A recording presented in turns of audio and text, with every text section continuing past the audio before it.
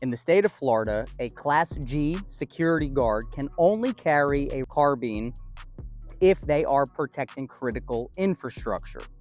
In this video, I'm going to break down what the law defines as critical infrastructure. I'm also going to explain the course of fire to qualify for this.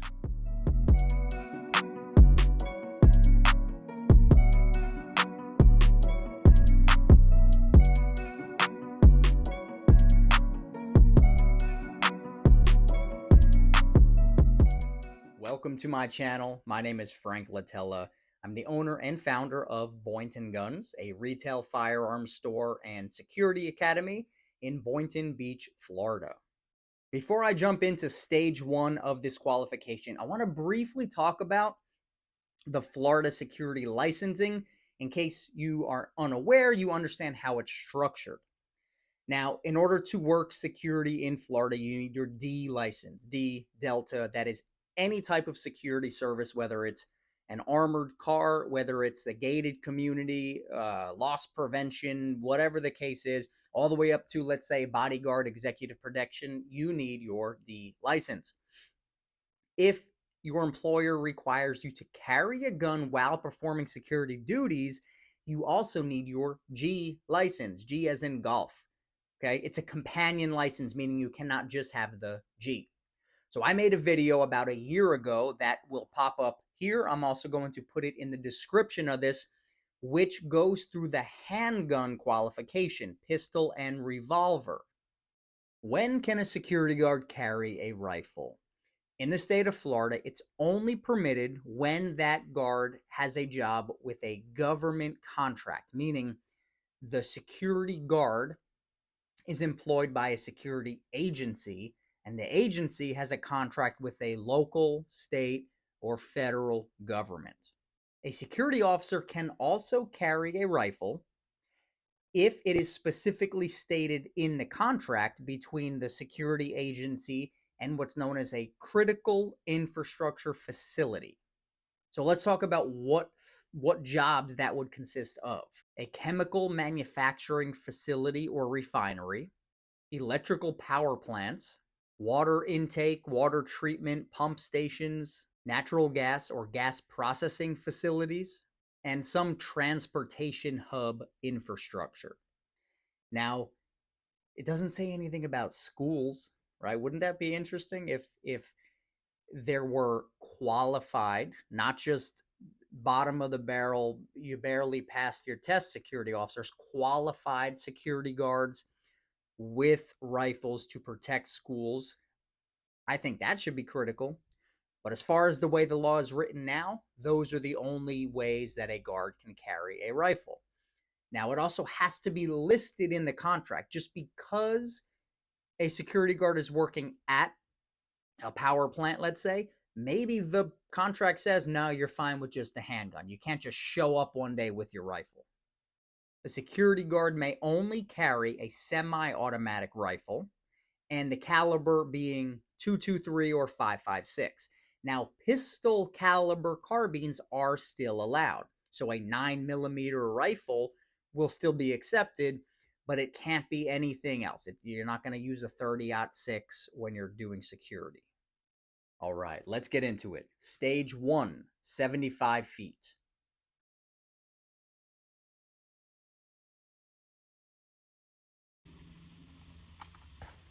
We're going to start with a loaded firearm in the low ready position with the safety engaged. On the command, you'll assume a kneeling position with the rifle shouldered. Fire 3 rounds on the left target in 20 seconds. From there, you will transition to a prone position, and on the command, fire 3 rounds on the right target. You also have 20 seconds. From there, we will reload and continue to cover on target. On the command, we will make the weapon safe. All right, stage 2.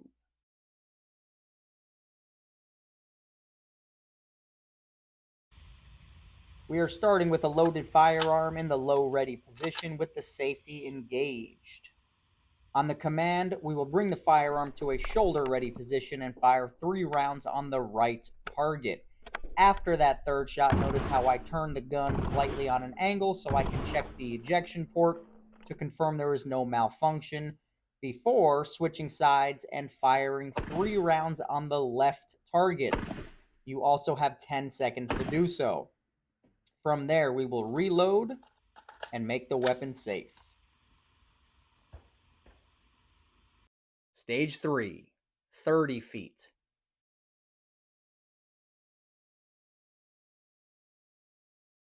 On the command, we'll bring the firearm to a shoulder-ready position and fire 3 rounds on the left target.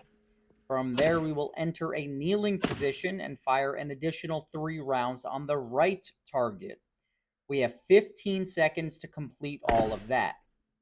From there, we will reload and continue to cover on target. The reload is in addition to the 15 seconds.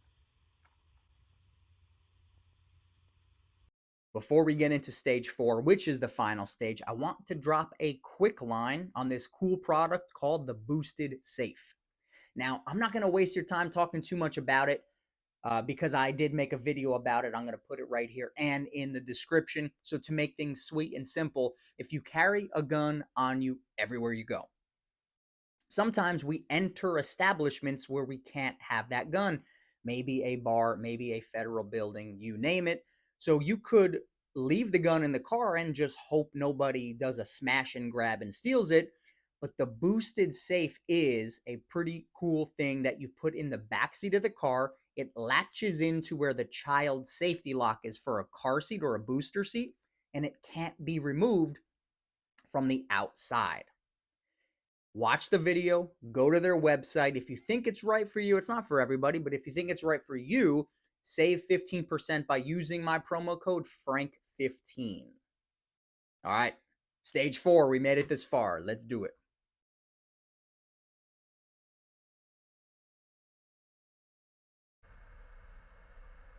On the command, bring the firearm to a shoulder-ready position and fire 6 rounds on the right target. There will be a speed reload, meaning the reload is taking place during the string of fire, not at the end.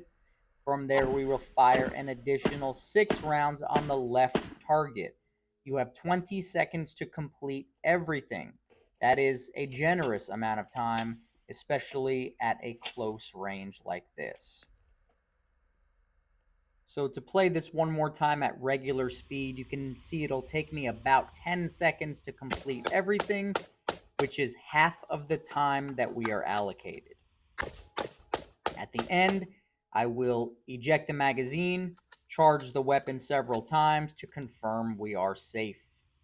The initial qualification course will be shot 3 times for a total of 90 rounds. The first time around is just a practice, so take advantage of it. The second and third are both scored, and you must pass both of them. The requalification, which is done annually, you get 3 chances just like the first one, but you only have to pass once. So if you nail it on the first try, you get to save a little bit of ammo, and that's that. Now for the scoring of the target, I'm not going to explain that in detail in this video because the scoring is the same as the handgun video that I made, so you can go back to reference that. But it is a minimum 70% to pass. Let's be honest, 70% is a C. 70% is not that great. You should be nailing this, right? Now, chances are you're watching this video and you are not a security guard, security officer, and you have zero interest in that, but you want to learn a little bit about the tactics or the qualification out of curiosity. So when it comes to training, that's very different from qualifying. Okay, a qualification is a test. So essentially, you do the bare minimum to pass. And the reason I say that is this. If you're allocated 20 seconds to shoot, you're not getting anything extra if you finish in 8 seconds. So take your time, right? Do what you got to do to pass. But training should be done frequently on your own time. Don't only wait until your department requires it, maybe your police. Don't wait till your annual requalification if you need to for security. Civilians like myself, I train a lot.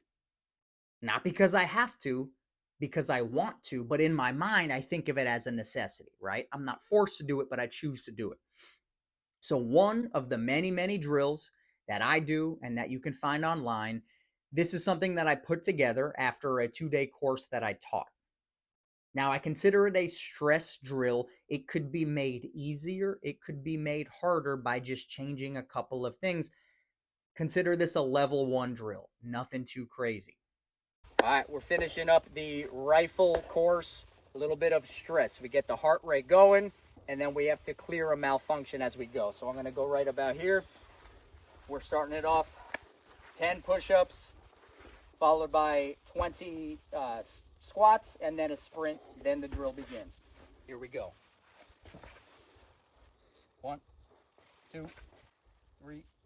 By the way, the t-shirt that I'm wearing, something that I designed, survival on the front, American flag on the back, super soft, and I have about 12 other designs. You can check it out on my website, frankjlatella.com. 4, 5, 6, 7, 8, 9, 10.